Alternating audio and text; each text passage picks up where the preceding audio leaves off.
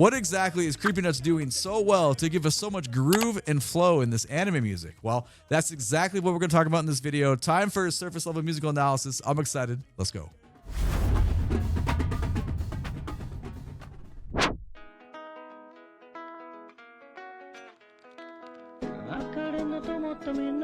Well, that's a nice vibe. Like the forward motion.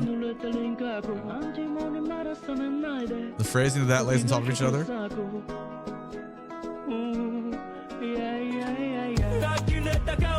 Okay.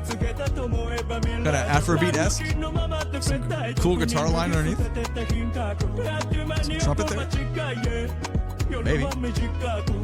Oh, it's guitar. Oh no, it was trumpet. I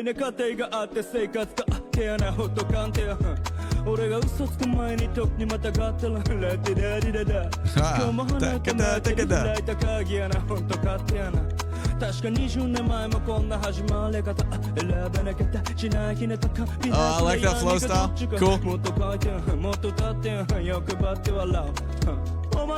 Alright, we gotta talk about now. By the way, I'm not reading lyrics. I'm just listening. I'm not a lyrics guy. I just like how the music makes me feel within the sounds and the compositional style. Speaking of compositional style, we get some variety within this. The guitar work in the beginning, the groove is really nice. Established, but then that's so cool. The strum patterns, acoustic guitar there. There's not too much going on, but you don't need it to be there. It's like spoon-fed to us. Like it really feels good. And the I guess it's kind of the way that the vocal layers lay on top of each other. One phrase is ending as the next phrase is beginning, and it just feels very seamless, like a very natural, like waves. Also, sorry, thinking about all that, I didn't even pick up, I don't know, it's like wooden flute or like recorder. It's not recorder. There's some kind of woodwind sound on left side here. It just really fits. It's very peaceful in there.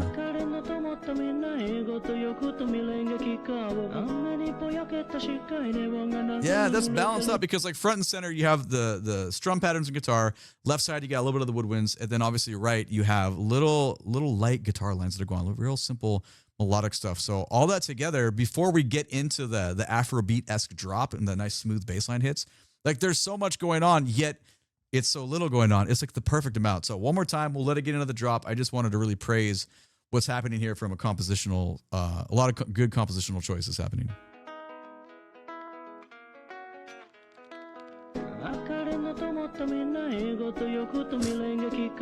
It's so good.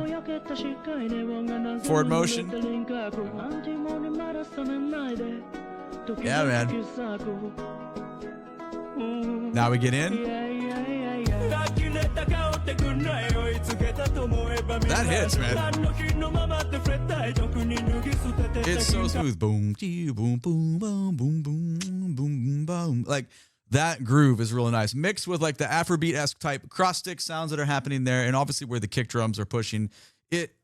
It's really doing its job. It's cool. And then we get, obviously, the vocal style completely shifts. At the beginning there, it felt like he was more falsetto, upper head voice. And now we get more into, I don't know what you would call it. They're like kind of signature. I don't know if I just rewound far enough. Sorry.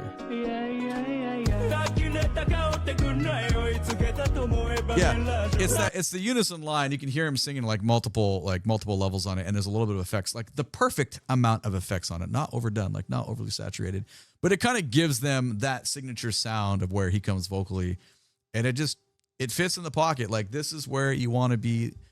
It's not too little. It's not too much. It is just the perfect amount. Let's keep listening.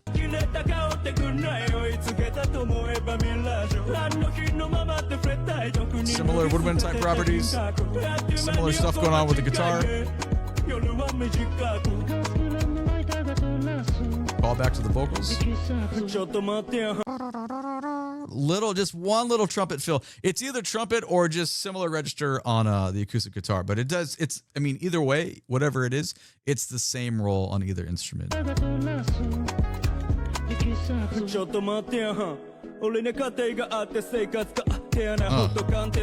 like his flow quite a bit. What's this one?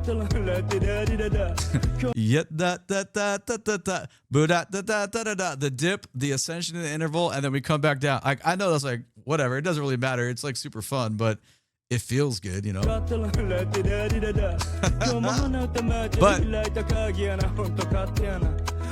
here's the one I really love.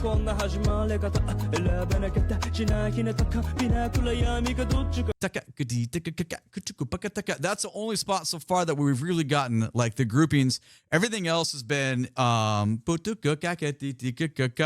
a little bit more open, but that is really 16th note bass. 1E and a 2E and a 3E and a 4E. You can feel how that just like it's crisp within the groove. So it's nice that it's not that way the whole time, because that becomes the little tip of variety, and it like sticks out, at least for me. Like I'm not an expert on flow, but I do study rhythms quite a bit. So when it's like this within the vocal line, it's very interesting to me from a listening musical standpoint. I'm not reading what it says. I'm just listening to how it sounds. And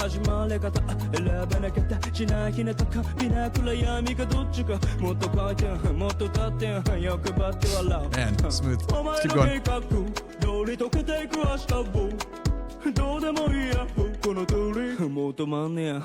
Oh, little strings, cello there. Oh, much more thick in harmony. Cool.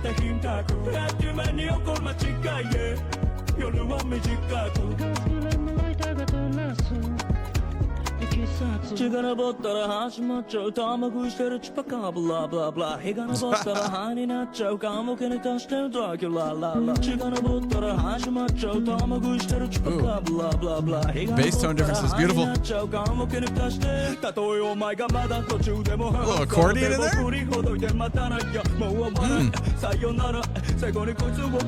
Bass player give me everything I need right now.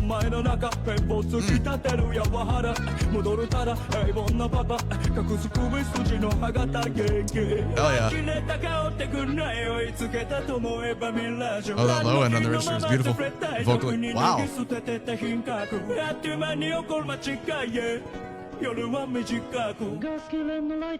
Yeah, this is cool. 100% cool. The rhythm of the chorus is actually a lot cooler than I thought it was. We're gonna go back and listen to that whole second half again. Wow, what's Call the Night about? I don't even know. Man, at this point on my like anime journey on Patreon, I think we're above 50 titles. If you count like multiple seasons and like OVAs and like movies, I'm definitely on my MAL list. I'm like over 90, but I have no clue what Call the Night is about, so you can let me know. Anyway, musically speaking, we're going back to the minute mark here, and let's talk about what's going on in the second half.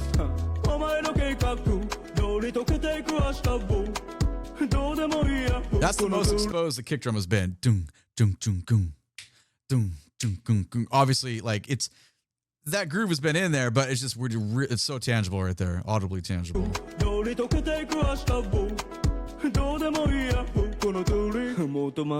It works though, you know? Yeah, I'm listening a lot more.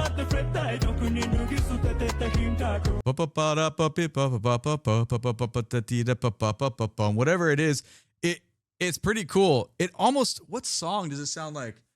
You know, what fucking old song is that? Anyway, it just has like some properties that are similar to that. But taking that aside, I really dig the vocal, the phrasing within the rhythms of the chorus. It's very cool. That third voice, the lower part of that harmony, that thickens it up. And then back to the falsetto. It's cool.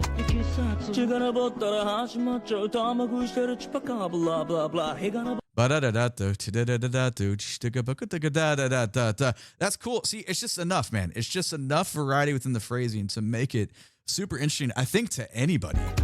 That's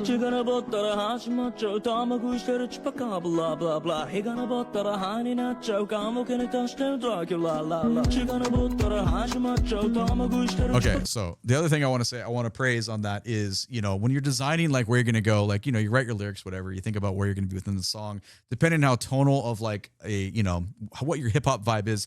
Obviously, Creepy Nuts has kind of a lot of tonal stuff, meaning more like sung than spoken, but there's so many varieties on rap/hip hop and how that's done globally. We're not going to get into that. What I'm just trying to do is praise here, because it's a lot harder than you. If you're a musician, you already know this. If you're not a musician, like when you sit down and you're going to cultivate and craft and create how you want that flow to go, that's one of the harder parts of how it's going to match the rest of the groove. Underneath what the drummer's playing, what the bassist is playing, and all this is probably just written in a DAW anyway. But what if we were to put it to real musicians playing this? That's, I'm not going to say the easy part, but it's locked in the pocket. We're back there, we're playing, we're grooving, we're having that establishment of rhythm, so the flow can be on top of that.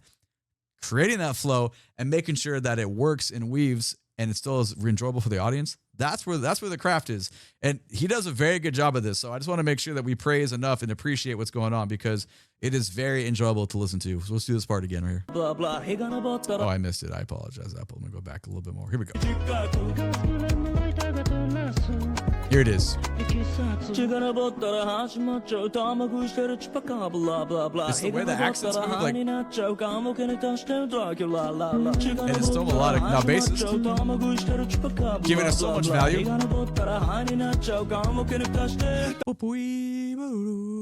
Oh, that descending line of them. Boom, we come down to the low register. Similar vocal line happening there, but you wouldn't know because you're like not distracted, but you're like, oh, there's this new element of the low end that has come in, and the bass player's up there in the stratosphere for a moment, and they come down. This is great contour. This is great variety within the low end of the rhythm section. Again, please. Here it comes. 2, 3, and. Yeah, man. But now it keeps going, though. We get, listen to him. Actually, that sounds like a real player. Actually, that sounds like someone in the studio. I love electric bass so much. It is such a wonderful instrument. But also, the accordion stuff that's happening is so cool. Hold on, let me go back. It's 148. Let's go to right here. Yeah, but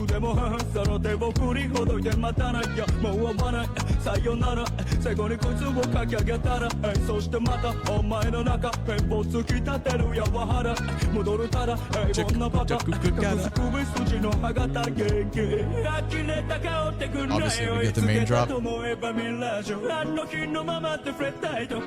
Yeah, but the bass is out. Hold on. As we come out of this, the bass player really just kind of like puts a little bit more foundation on the vocal line here.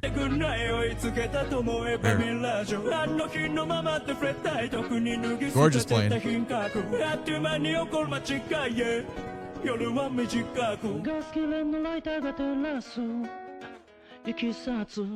There it is. So anyway, well, that was really fun to nerd out and listen to, but more importantly, let me know what you think about it down in the comments below. My name is DrumRollTony. Come watch some anime with me on the Patreon. Link from my socials down in the video description below. Please and thank you. Click the like button, subscribe to the channel, check out the next video. I appreciate you being here. YouTube thinks we're going to watch one of these 2 videos next. Have a great day. Take it easy. Bye-bye.